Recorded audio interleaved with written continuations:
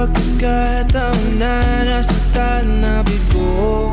Mukhang delikado na naman ako. Bakit ba kinikilig na naman ako? Pero ngayon ay parang kakaiba. Pag nakatingin sa iyong mata, ang mundo ay kalma.